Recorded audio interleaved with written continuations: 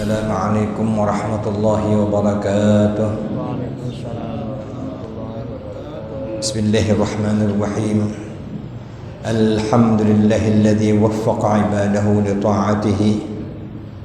Wassalatu wassalamu ala habibihi Sayyidina wa maulana Muhammad ibn Abdullah safwatu bariyatihi wa ala alihi wa sahbihi ma دامت السماوات والأرض وما يكون كل شيء إلى وقته باقي سبحانك لا علم لنا إلا ما علمتنا إنك أنت العليم الحكيم ولا حول ولا قوة إلا بالله العلي العظيم نستغفر الله العظيم وكلهم من رسول الله ملتمس غرفا من البحر أو رشفا من الديم. Yang sama-sama kita muliakan para alim ulama, guru-guru kita, orang-orang tua kita, para salihin.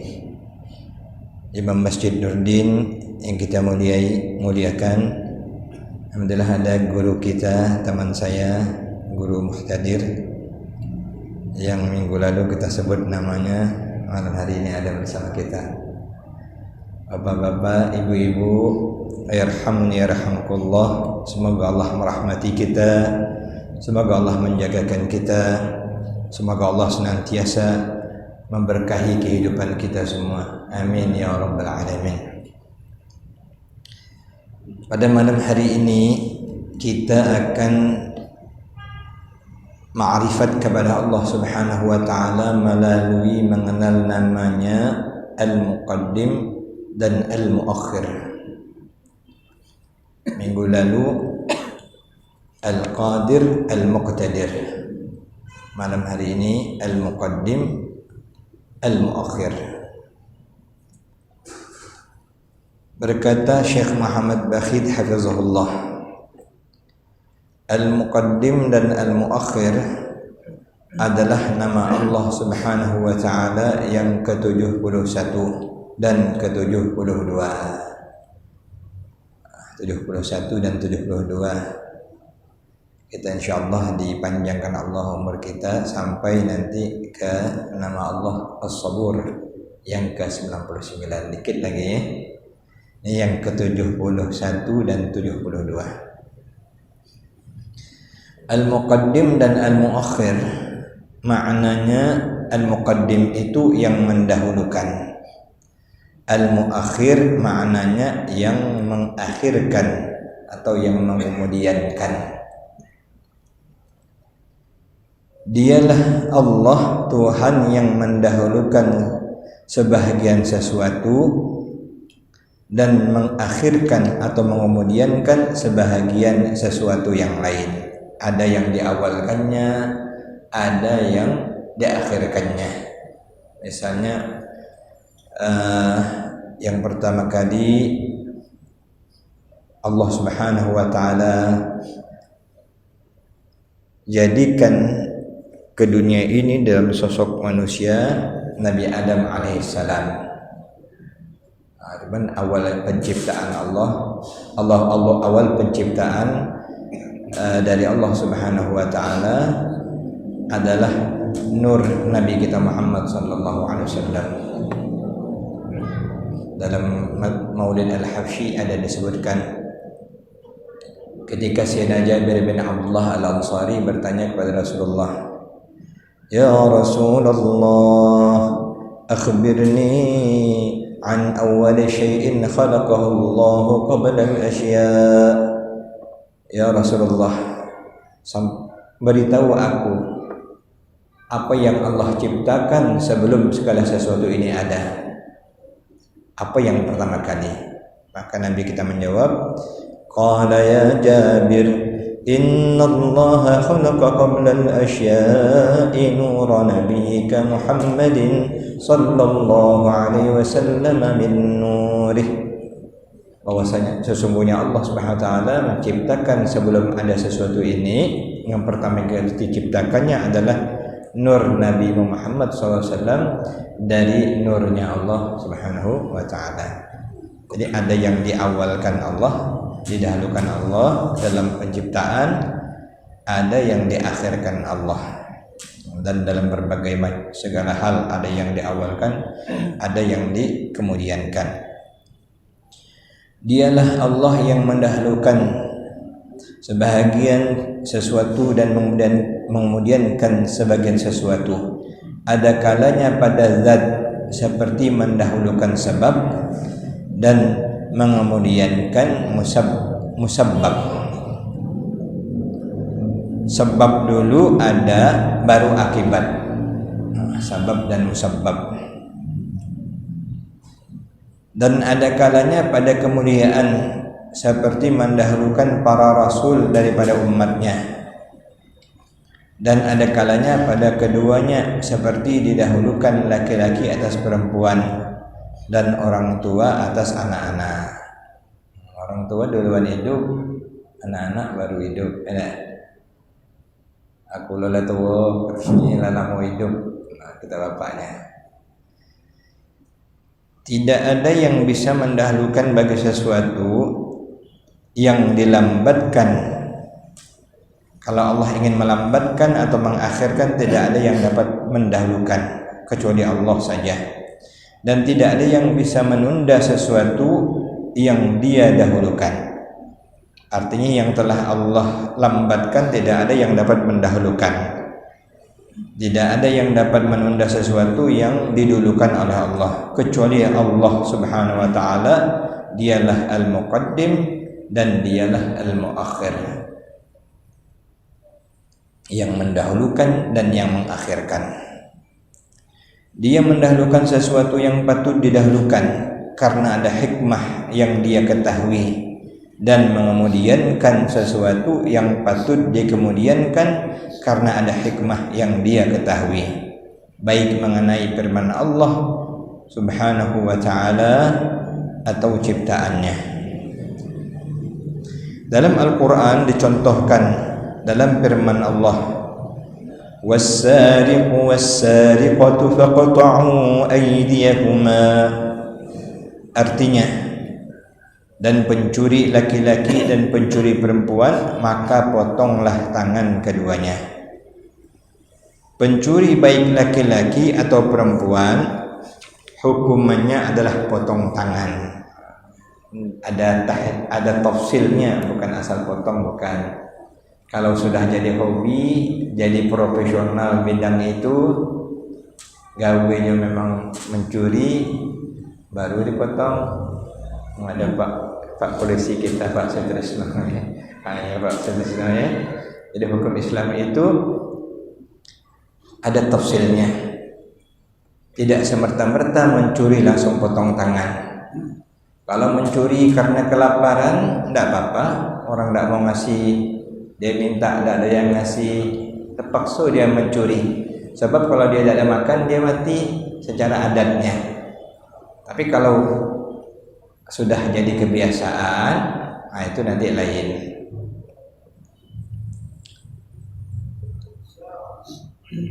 Pada firman Allah ini, kalimat laki-laki didahulukan disebut daripada perempuan. Jadi was-sariqu was-sariqatu, pencuri laki-laki dan pencuri perempuan. Laki-laki disebut duluan karena kebanyakan yang jadi pencuri adalah kaum laki-laki. Curi hati lah dulu banyaknya. Itu tentu ada hikmahnya. Dalam ayat lain Allah Subhanahu wa taala berfirman, "Az-zaniyatu waz-zani الزانية والزاني فاجلدوا كل واحد منهما 100 جلدة. Perempuan yang berzina dan laki-laki yang berzina, maka deralah, cambuklah tiap-tiap keduanya 100 kali cambukan. Di sini dalam urusan perzinahan, kalimat perempuan didahulukan atas laki-laki. Hikmahnya diketahui karena perilaku zina ini kebanyakannya dari perempuan. Ini fakta ya. Tak ada di Jambi ni pucuk yang laki-laki, tak ada. Na'udzubillah min dzalik Itu ada kenyataannya dan hikmahnya. Ayat di atas menunjukkan bahwa Dia Maha mendahulukan dan Maha mengemudiankan karena hikmah yang hanya Dia yang mengetahuinya. Kecuali nanti didapatkan ilmunya, diberitahu kepada kita semua. Contoh lain lagi yaitu dalam salat, kalimat yang didahulukan Allahu Akbar, membuka salat dengan takbiratul ihram. Sedangkan kalimat yang diakhirkan yaitu kalimat salam, Assalamualaikum warahmatullahi. Salam artinya memberikan keselamatan atau menebarkan kesejahteraan kepada orang lain. Ini satu isyarat bahwa perilaku menebarkan keselamatan dan kesejahteraan tidak akan mampu kita laksanakan atau kita capai kalau kita belum punya i'tikad yang benar tentang Allahu Akbar. Dimulai dengan Allahu Akbar dulu. Ketika kita membesarkan Allah, mengagungkan Allah, taat dengan Allah, pada gilirannya akhlak kita menjadi akhlak yang mulia dan pada gilirannya akan menjadi sebab menyebarkan kedamaian, keselamatan, ketenangan. I'tikad Allahu Akbar. Ini wajib kita memahami dan mengiktikadkan secara benar Allah Maha Besar. Allahu Akbar artinya Allah Subhanahu wa taala yang Maha Besar dalam segala-galanya, baik perintahnya maupun larangannya. Kalau kita merasa diri kita yang besar, kita tidak akan bisa menyelamatkan orang atau memberikan keselamatan kepada orang lain. Kita akan sombong dan hanya mementingkan diri sendiri. Yang besar itu hanya Allah, yang agung hanya Allah. Kalau ada rasa kita ini besar, akibatnya sombong. Kalau sudah sombong, tidak mau lagi mempedulikan orang lain. Jangankan mempedulikan orang lain, negur pun tak lagi. Lah berubah. Dulu negur, pas dia hebat tak kenal lagi dia. Itu contoh. Jadi kalau manusia merasa besar, akan timbul kesombongan. Kalau kita masih merasa bahwa harta kita yang besar, merasa hebat dengan harta tuh, maka akibatnya kita akan menjadi pelit, kikir, menginfakkan harta untuk kepentingan orang lain yang akan menjadi simpanan kita di akhirat nanti. Kalau dengan harta tuh mandangnya mandang besar, kagum, akibatnya nanti sayang mengeluarkannya. Walaupun nak ngasih dikit misalnya. Kenapa? Karena memandang harta itu besar. Padahal membelanjakan di jalan Allah menjadi simpanan kita untuk negeri akhirat. Nah, ini wajiblah kita renungkan. Tapi kalau kita sudah punya i'tikad yang benar dengan Allahu Akbar, Allah yang Maha Besar, panggilan Allah yang lebih besar, perintah dan larangan Allah yang lebih besar, maka yang akan lahir kita bisa berakhlak pada gilirannya dengan Assalamualaikum, menjadi sebab penebar salam.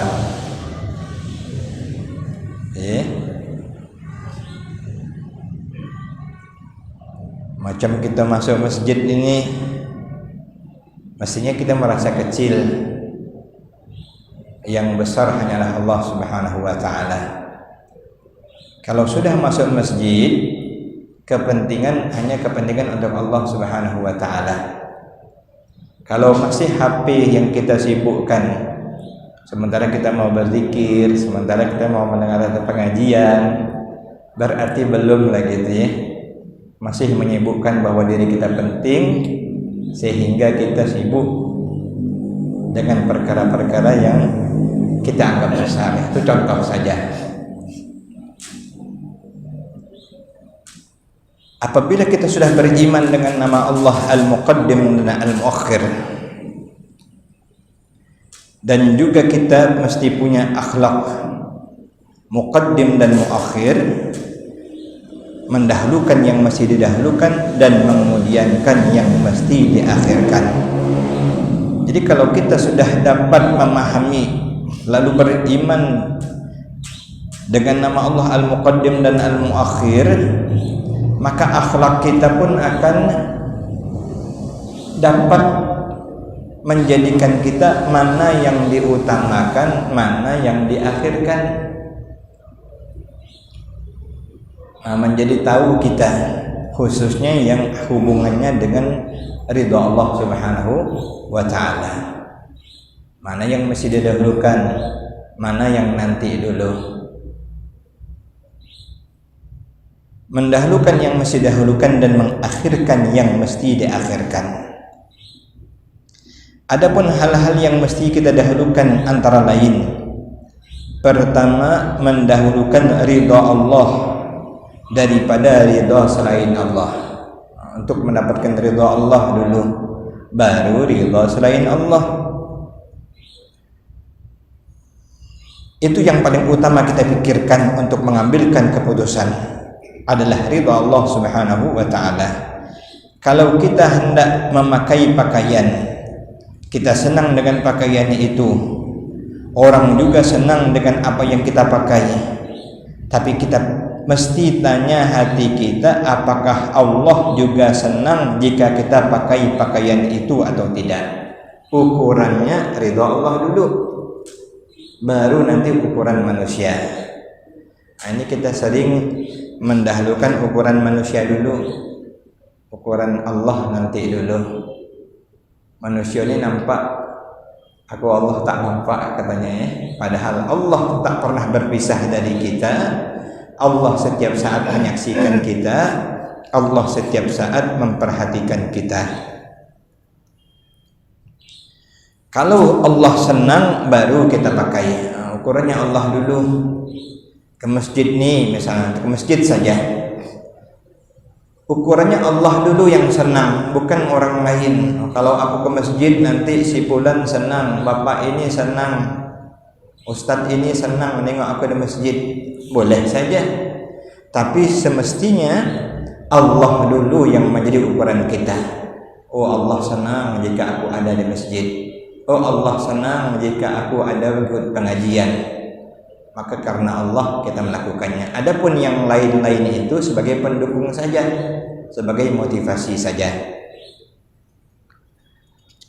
Ketika kita masuk masjid, Allah senang jika saya berpakai pakaian yang bagus. Allah senang jika saya memakai harum-haruman misalnya, maka kita lakukan. Dalam hadis Nabi SAW pernah dikatakan, la ta'ata li makhluqin fi ma'siyatil khaliq. Tidak boleh taat kepada makhluk jika itu membuat maksiat kepada al-khaliq atau Allah.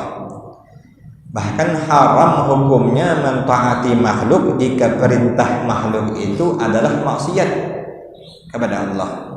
Bini misalnya, lakinya nyuruh, oh udah salah pakai baju panjang, pakai baju pendek seksi katanya ada ya. Ada cantik kau baju panjang nih, bagus kau pakai rok pendek.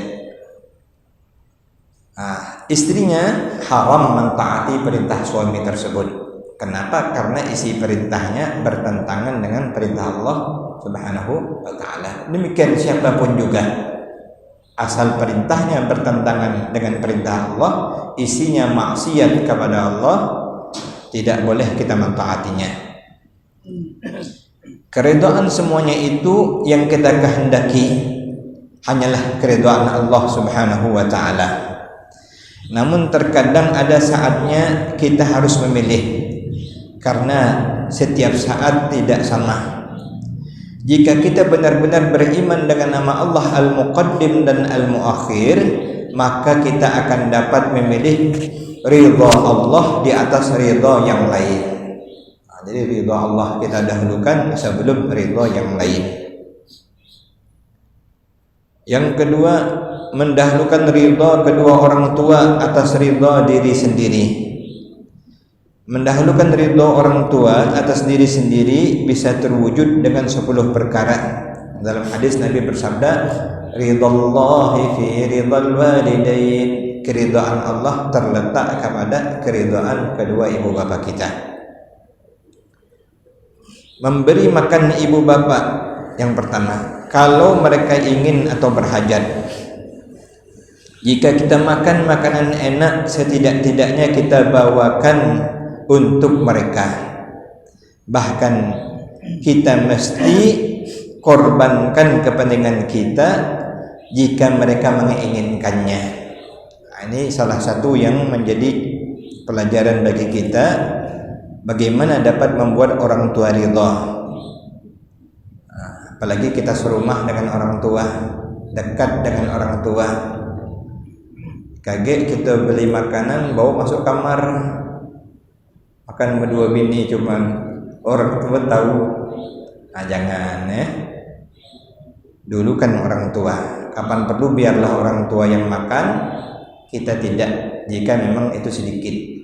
Jika cukup alhamdulillah. Dalam sebuah hadis disebutkan, anta wa maluka li abika, engkau dan hartamu milik ayahmu. Ayah ni boleh sebenarnya ngambil duit anak berduit pelit, bapak boleh ngambil sebenarnya, karena engkau dan hartamu sendiri adalah milik orang tuamu. Jadi tidak boleh kita pelit dengan orang tua. Untunglah orang tua kita baik-baik, tidak mau ngambil duit kita. Padahal kalau mereka mau boleh. Anta wa maluka li abika, walaupun dengan pengertian yang terbatas.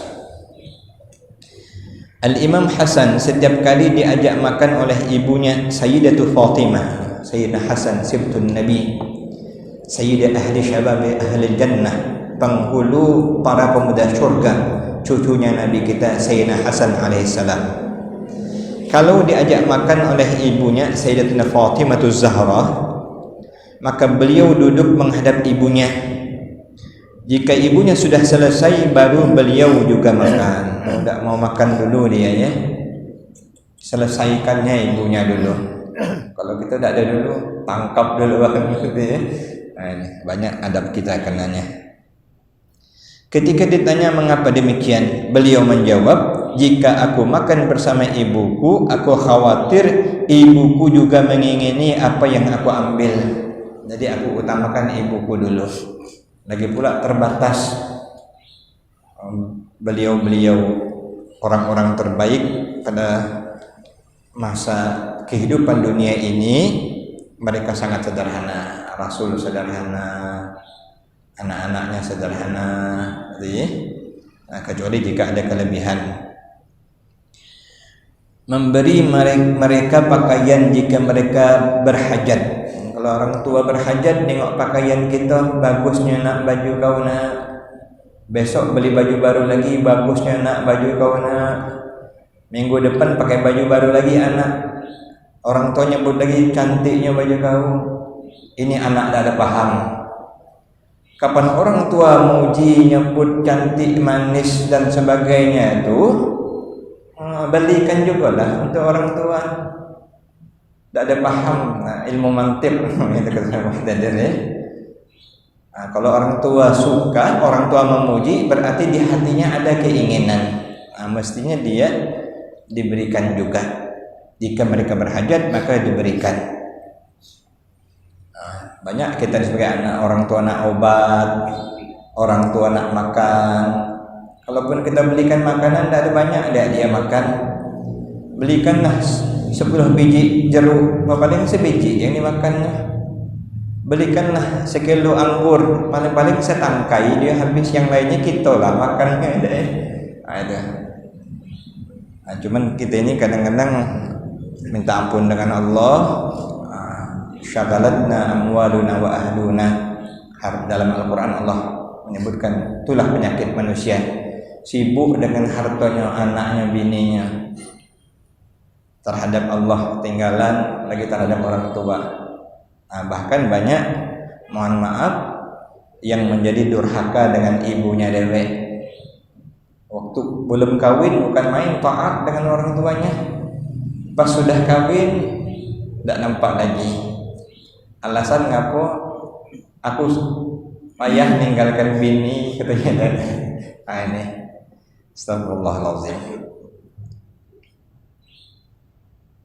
Kita berani membelikan pakaian istrinya. Ini guru Bakhir ini menyinggung betul nampaknya nih kenyataan, bahasanya asli nih. Kita berani membelikan pakaian istri kita dengan pakaian yang mahal. Berapa bibi ninda? Ayo deh ambil deh. Gak usah takut deh. Nak 1 juta, nak 2 juta deh.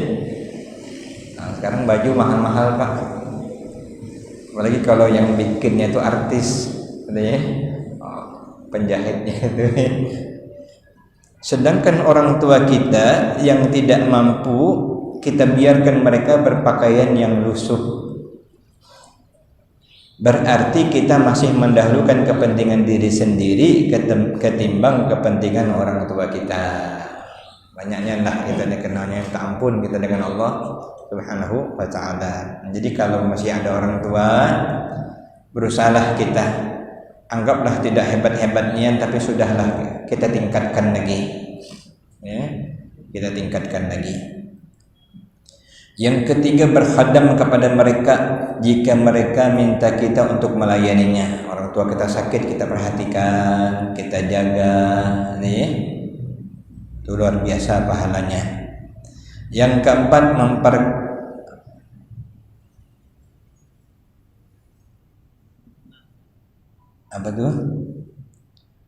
memperkenankan panggilan orang tua apabila mereka manggil. Kalau mereka manggil, dulukan orang tua. Ada seorang sahabat Nabi, ada cerita, wallahu a'lam gitu ya. Apakah ceritanya sebelum zaman Nabi atau setelah zaman Nabi? Ada orang ahli ibadah, kalau tidak salah namanya Juraij ya. Waktu dia nak sholat, ibunya manggil. Sholat apa panggilan ibu? Sholat apa panggilan ibu? Sholat sunnah nih ya. Akhirnya dia sholat sunnah terus panjang. Nah, sering terjadi waktu nak meninggal dunia, payah mati, tidak ada mati-mati belum. Rupanya ibunya sedih saat dia tidak menyahut panggilan ibunya itu. Ditunjukkan langsung di zaman Nabi. Akhirnya Nabi bertanya, adakah yang tahu siapa ibunya? Panggil ibunya. Tanya, rupanya itulah. Aku panggil dia nak sholat, didulukan sholatnya daripada aku. Akhirnya Nabi minta orang tua itu meridhai anaknya, memaafkan anaknya, meridhai anaknya, baru meninggal dunia. Padahal ahli ibadah, ahli ibadah. Apalagi kita, mohon maaf, kalau ibu kita sudah tua, banyak cobaan kita, atau orang tua kita sudah tua, kadang-kadang kelakuannya pun agak lain sudah. Nak manja, nak merajuk, kita mesti sabar. Kita wajib ingat waktu kita kecil lebih payah mereka menjaga kita. Manusia ini kalau sudah tua, maka kata Allah, kami kurangkan nunakkishu fil khalqi afala ta'qilun, dalam surah Yasin demikian juga kita wajib segera datang memperkenalkan apabila orang tua kita memanggil, sekalipun ketika itu ketika dalam sholat sunnah, maka kita dulukan panggilan orang tua, kecuali sholat fardu. Kenapa? Panggilan orang tua wajib hukumnya, sholat sunnah sunnah, cuman hukumnya bahkan boleh dibatalkan ya. Macam perempuan rumah tangga misalnya, laki tak tahu bini sedang sholat sunnah, Mekik-mekik, Bu, bikinkan kopi susu. Belum juga, mekik lagi, Bu, bikinkan kopi susu. Tak ada timbul-timbul kopi susu. Sudah salat sunat baca Yasin pula dia. Itu salah.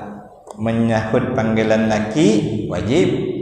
Salat sunnah dan baca Yasin itu sunnah. Al-wajib aula minas sunnah.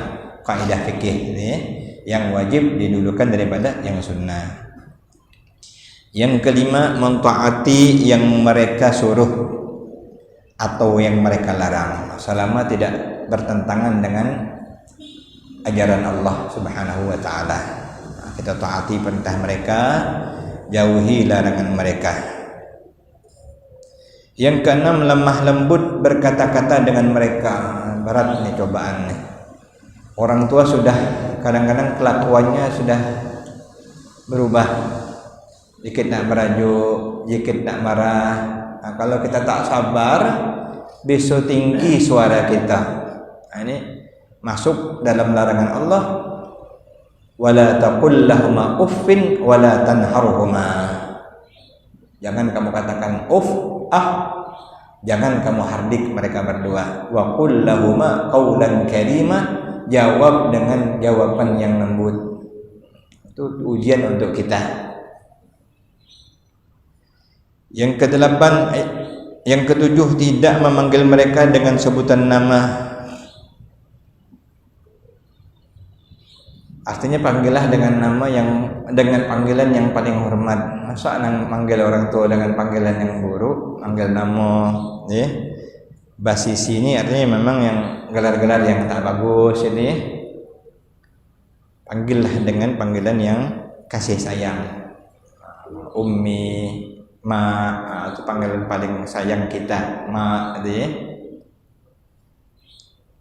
Yang kedelapan, merendahkan sayap atau tingkah laku di sisi mereka.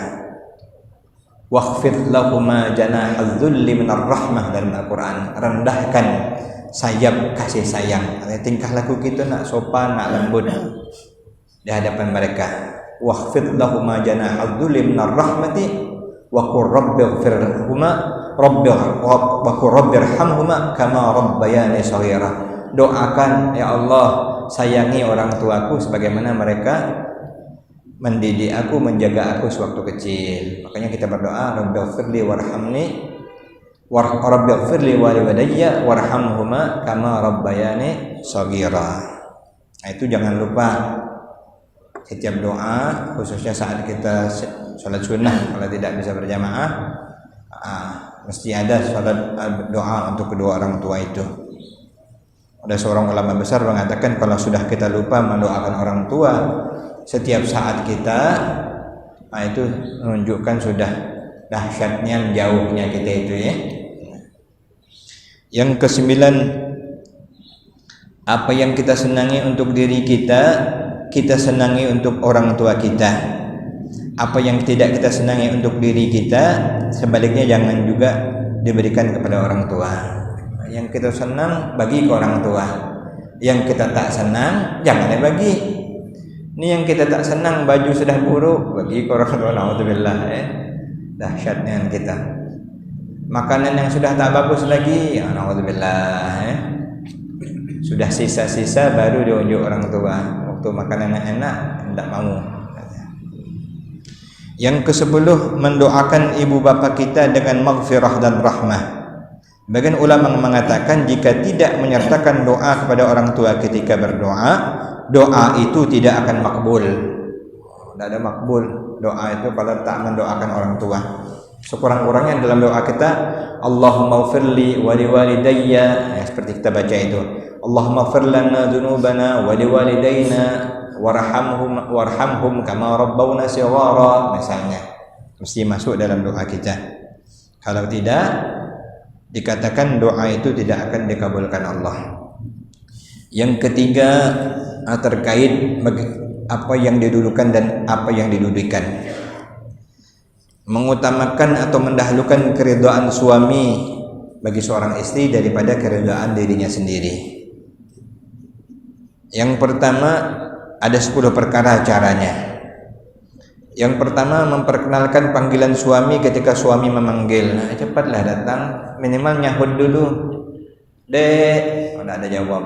Dek, tidak ada jawab. Sudah kuat-kuat, baru dia jawab.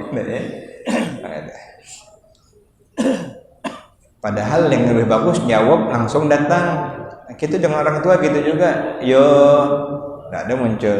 Yo, cuman orangnya tidak ada. Yang kedua, mentaati suami apabila suami memerintah atau melarang. Ikut cakap laki. Jangan dek. Abang ni, mulai dia. Ada dulu saya ingat abang saya almarhum Ustaz Khairullah Rashidi, masih keluarga Pak Imam. Beliau sering dalam dakwahnya itu menyampaikan ada sebuah asar Nabi yang berbunyi, ayyuma imra'atin rafa'at sautaha ala zawjiha. Seorang istri mana yang jika dia ada persoalan dengan suaminya ngomong agak keras, dia lebih keras lagi. Dia meninggikan suaminya lebih tinggi daripada suara suaminya. La'anatha kullu syai'in tala'at alaihi syams. Dia dilaknat oleh seluruh benda yang kena sinar matahari. Bini banyak juga yang jago kan Alhamdulillah min dzalik walaupun laki yang sabar tu pahalanya besar. Tapi dosa istri yang seperti itu dilaknat. Alhamdulillah, alhamdulillah min dzalik. Yang keempat, banyak cobaan-cobaan. Jangankan orang biasa, orang-orang soleh pun kena cobaan. Tak tanggung-tanggung. Nabi Nuh, Nabi Lut, bininya yang jadi musuhnya. Sebaliknya ada juga orang jahat tapi bininya orang solehah. Fir'aun, istrinya ahli syurga. Mudah-mudahan Allah berikan kita istri yang solehah. Amin ya rabbal alamin. Yang keempat, tidak memanggil suami dengan nama. Manggil laki, manggil nama macam kawannya pada buatnya, tidak ya? Itu. Lob, sini lob.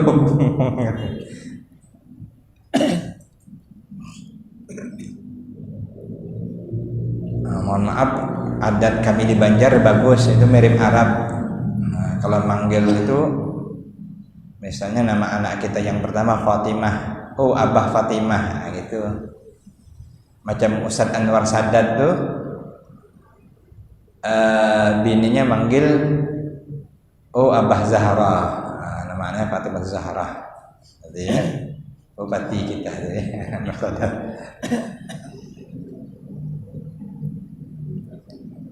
Yang kelima, apa yang ia senangi untuk dirinya juga dia senangi untuk suaminya, dan tidak suka sesuatu untuk suaminya apa-apa yang tidak ia sukai. Dia suka pakai minyak wangi, lakinya tak dibolehkannya.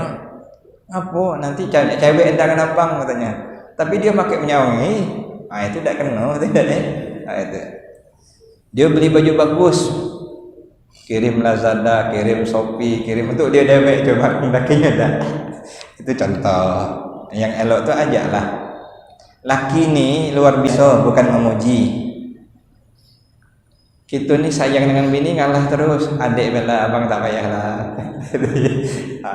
Adik bela, abang tak payahlah. Bang, abang tak payahlah, adik bela. Ngalah kita ya. Mestinya istri sadar. Makanya Nabi sangat marah jika terjadi suatu pertengkaran. Ada wanita yang menyebut, semenjak kawin dengan kau ni tak ada pernah kau bagi aku apa-apa. Itu dahsyat. Allah marah betul ni ya. Ma ra'aitu minka khairan qat. Murka Nabi kita kalau ada istri yang tak berterima kasih kepada suaminya. Apalagi mohon maaf, jika sudah kaya lain lagi. Alhamdulillah. Aku kau punya duit dewek, bukan duit kau. Tapi yang salihah dah luar biasa. Walaupun dia punya duit, dia bagi-bagi, dia ikhlas, itu luar biasa. Tapi kalau yang kurang agamanya, alhamdulillah. Kemudian yang keenam, tidak keluar rumah kecuali izin suami. Wajib hukumnya ya. Yang ketujuh, menghormati mertua, menyayangi mertua. juga menghormati keluarga suami. Jangan terbalik nak keluarga dia adil sama-sama. Yang kedelapan, menjaga harta suami. Suami hartanya itu dijagakanlah, jangan pas suami dah ada, "Dek, mana duit abang kemarin?" Tak usah tanya lagi lah, duit tu selesai sudah. Ya kan,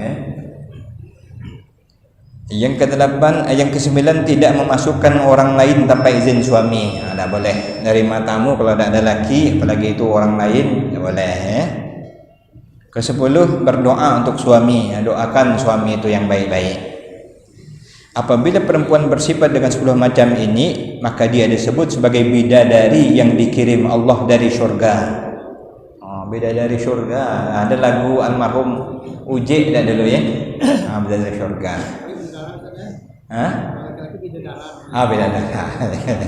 Bidadara. Masya Allah. Orang yang beriman dengan nama Al-Muqaddim Al-Muakhir berakhlak dengan akhlak yang tadi diantaranya kita sebutkan.